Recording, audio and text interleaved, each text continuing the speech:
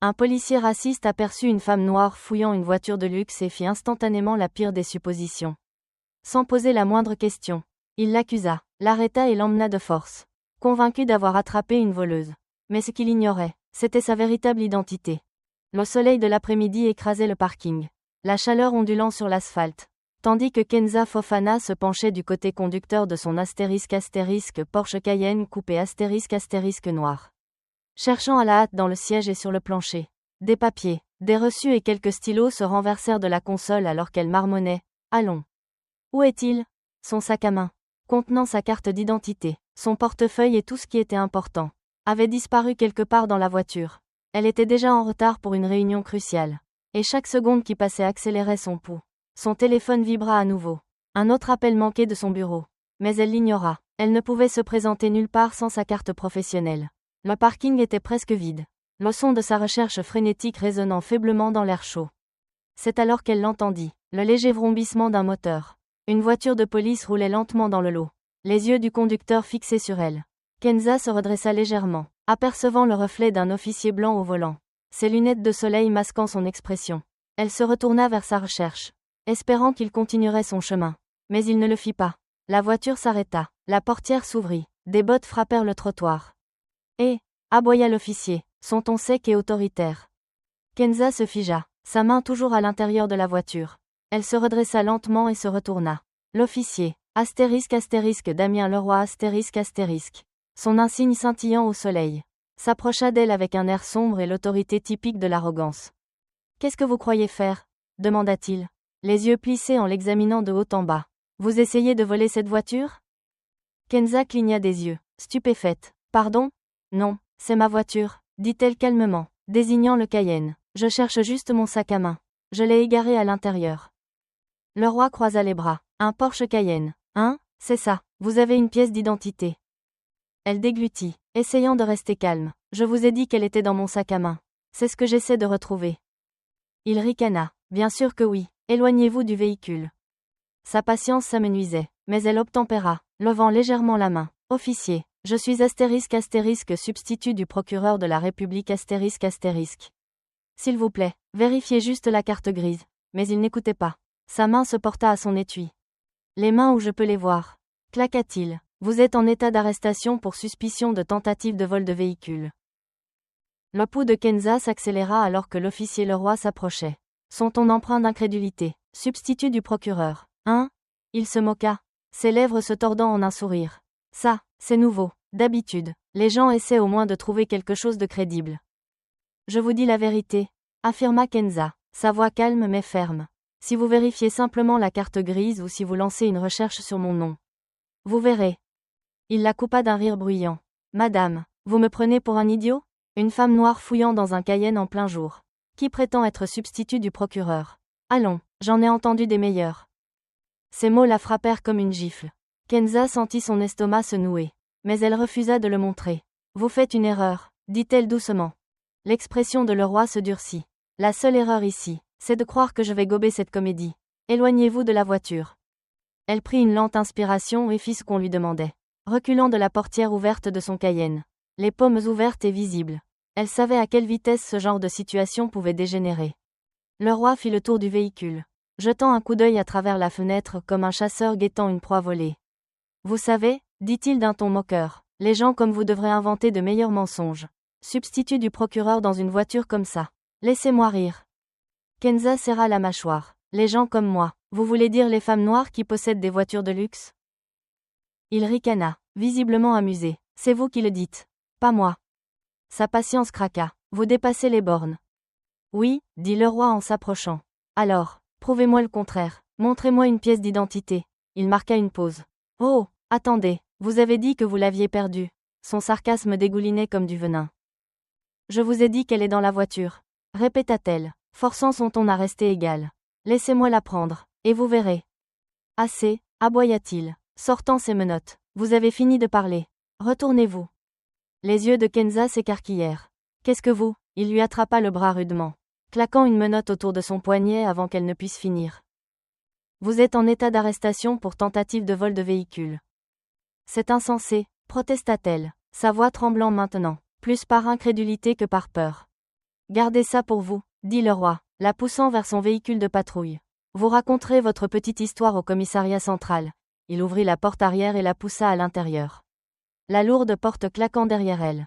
Kenza regarda à travers la vitre teintée son Porsche. Sa voiture rapetissant tandis que le roi souriait et grimpait au volant. Le véhicule s'arrêta devant le * commissariat central de Lyon *. Le moteur vrombissant doucement tandis que l'officier Leroy en sortait avec son arrogance habituelle.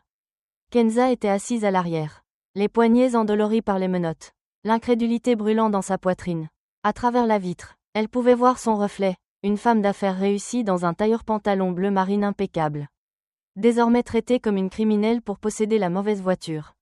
Le roi ouvrit brusquement la porte. « Allons-y », ordonna-t-il, la tirant rudement. Le soleil frappa à nouveau son visage alors qu'il la conduisait à l'intérieur. Ignorant chaque mot qu'elle essayait de prononcer. « Officier, dit-elle fermement, vous faites une grave erreur. Ce Porsche est à moi. Je suis * substitut du procureur de la République *. Bien sûr que vous l'êtes, marmonna-t-il, ricanant en la faisant passer devant le comptoir d'accueil. Et moi, je suis le président de la République. À l'intérieur, les néons grésillaient au-dessus de sa tête. Des officiers s'affairaient, la regardant à peine. Juste une autre suspecte menottait. Le roi la poussa sur une chaise en plastique près d'une table d'interrogatoire. Sa voix dégoulinant de sarcasme. Alors, mademoiselle la substitut, dit-il d'un ton moqueur, prête à me dire qui est le véritable propriétaire de cette voiture? Kenza le fixa, la mâchoire serrée. Je l'ai déjà dit, c'est moi. Il se pencha en avant, posant ses deux mains sur la table. Vous croyez vraiment que je vais gober ça? Une femme noire au volant d'un Porsche? S'il vous plaît, vous vous attendez à ce que je le croie alors que vous n'avez même pas de pièce d'identité? Sa patience se rompit un instant. Vous auriez pu vérifier la carte grise ou chercher mon nom, répliqua-t-elle. Au lieu de cela, vous m'avez menotté et traîné ici parce que vous m'avez vu et avez supposé que j'étais une voleuse. Le sourire narquois de le roi s'élargit. Vous avez fini? Kenza expira brusquement, se forçant à rester calme. Non, je n'ai pas fini. Vous violez la procédure, et vous le savez. La procédure, fit-il écho en ricanant. Vous jouez vraiment bien votre rôle, n'est-ce pas? Il lui tourna le dos, marmonnant quelque chose à voix basse avant de faire signe à un autre officier. Des heures s'écoulèrent, les menottes restèrent serrées. Sa demande d'appeler quelqu'un fut ignorée jusqu'à ce que le roi se retourne finalement avec un sourire paresseux. D'accord, princesse, vous avez droit à un appel téléphonique. Assurez-vous qu'il compte. Kenza se leva lentement, se frottant les poignets alors que les menottes étaient déverrouillées. Elle se dirigea vers le téléphone, composa un numéro qu'elle connaissait par cœur et attendit. Lorsque la ligne décrocha, elle dit calmement, « Thomas, c'est Kenza, j'ai besoin de toi au commissariat central. Ils viennent de m'arrêter pour avoir volé ma propre voiture. » Il ne fallut pas longtemps à * maître Thomas Dubois * pour arriver. Au moment où il entra dans le commissariat, l'atmosphère changea. Grand, posé et élégant dans son costume gris, il dégageait la confiance tranquille d'un homme sachant exactement comment démanteler le chaos. Son regard balaya la pièce jusqu'à ce qu'il se pose sur Kenza. Toujours assise près de la table d'interrogatoire, ses poignets rouges à cause des menottes. Kenza, dit-il fermement, la voix basse, vous allez bien? Je vais bien, répondit-elle, bien que son ton fût tendu. Mais nous devons régler ça immédiatement.